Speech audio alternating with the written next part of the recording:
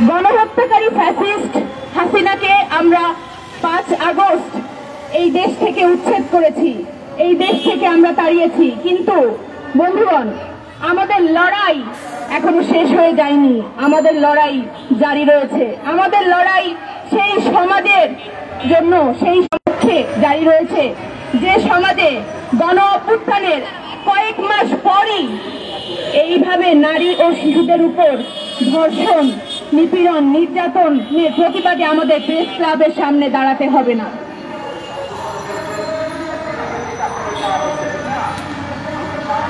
অনেকেই এখানে আলোচনা করবেন বন্ধুগণ, আমার আলোচনা সুদীর্ঘ করার সুযোগ এখানে নেই, তবে এটুকু বলতে চাই, এই জুলাই গণ অভ্যুত্থানের বেশ কয়েকটি ট্রিগার পয়েন্ট ছিল। আমরা দেখেছি ঢাকা বিশ্ববিদ্যালয়ে যখন আমাদের নারী শিক্ষার্থীদের প্রতিরোধে এখানে পেটুয়া বাহিনী, ছাত্রলীগ যেভাবে হামলা করেছে, যেভাবে নির্মমভাবে হামলা করেছিল, সেই হামলা পুরো দেশের গণতান্ত্রিক চেতনা সম্পন্ন মানুষের বুকে যন্ত্রণা দিয়েছে, তারা জেগে উঠেছিল।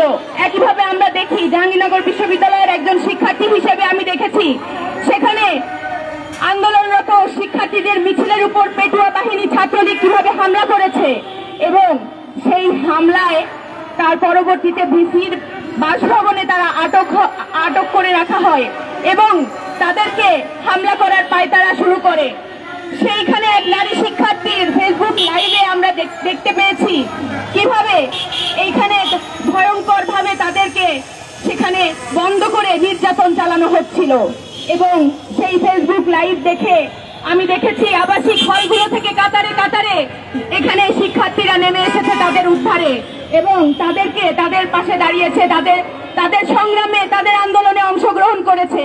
এবং তার ফলশ্রুতিতে আমরা পরে দেখেছি কিভাবে ছাত্রলীগের 16 বছরের যে তাবেদারি, যে 16 বছরের তাদের অবৈধ ঘাঁটি ভেঙে চুরে ধূলিসাৎ করে দিয়েছে আমরা দেখেছি। বন্ধুগণ, এখানে জুলাই গণ অভ্যুত্থানে অংশগ্রহণকারী নারীরা ছিল আমাদের প্রথম সারিতে। আমরা দেখেছি নারীদেরকে, সেই নারীদেরকে ভয় দেখিয়ে, নিপীড়ন করে, নির্যাতন করে ঘরে বন্দী করে রাখা যাবে না। বন্ধুগণ,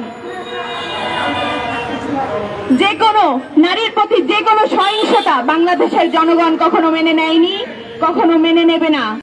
বন্ধুগণ, আমাদের নারীদেরকে ঐক্যবদ্ধ আন্দোলন গড়ে তুলতে হবে, এখানে এই চক্রান্তকে ধূলিসাৎ করে দিতে হবে। পরিশেষে আমি বলতে চাই, এই রাষ্ট্রকে নারীদের সকল নিরাপত্তা নিশ্চিত করতে হবে। আমরা দেখে এসেছি এখানে রাষ্ট্র বারংবার নাগরিকদের নিরাপত্তা নিশ্চিত না করতে পেরে বিভিন্নভাবে পায়তারি করে প্রতিক্রিয়াশীল বক্তব্য দিয়ে এখানে নারীদেরকে এবং জনগণকে ব্যক্তিগতভাবে এখানে দায় চাপানোর পায়তারা করে এসেছে। সেই পায়তারা তাদেরকে আর করতে দেওয়া যাবে না। বন্ধুগণ,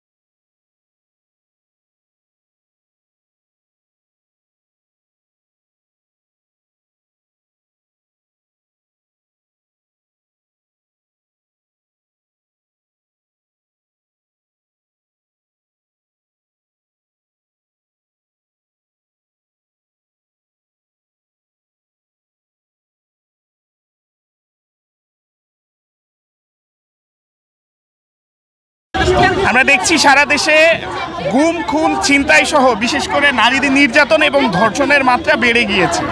একজন নারী হিসেবে বর্তমান বাংলাদেশে আপনি নিজেকে কতটুকু নিরাপদ মনে করেন? আমি নিরাপদ বলতে আমি নিজেকে 90% দিতে পারতেছি না নিজেকে নিরাপত্তা দেওয়ার। আমাকে নিজের প্রয়োজনীয় কাজে আমাকে শিক্ষা প্রতিষ্ঠানে যেতে হলে, আমাকে নিজের কোচিংয়ে যেতে হলে, নিজের টিউশনে যেতে হলে বা নিজের যে কোনো প্রয়োজনীয় কাজে আমাকে অবশ্যই বের হতে হবে। কেউ আমার কাজটা করে দিবে না। তো তখন যখন আমরা বাসা থেকে বের হচ্ছি আমরা কোনোভাবেই নিরাপদ না। আমাদের রাস্তায় ইফটিজিং করা হয়, আমাদের চোখের সামনে অহরহ ধর্ষণ হচ্ছে। আজকে আমাদের দাবি ছিল ধর্ষণের বিরুদ্ধে আইন শৃঙ্খলা বাহিনী যেভাবে চলছে এটা হচ্ছে একদম আমাদের পক্ষে না। আর রাস্তায় আমি যখন একটা বাসে বা একটা পাবলিক প্লেসে যখন আমি চলাফেরা করতেছি আমার পিছন থেকে আমাকে টিচ করতে, যখন আমাকে বলতেছে যে ভাই গায়ে টাচ করে চলে গেল এমন কিছু, মানে কোনোভাবেই আমি নিজেকে নিরাপদ রাখতে পারতেছি না।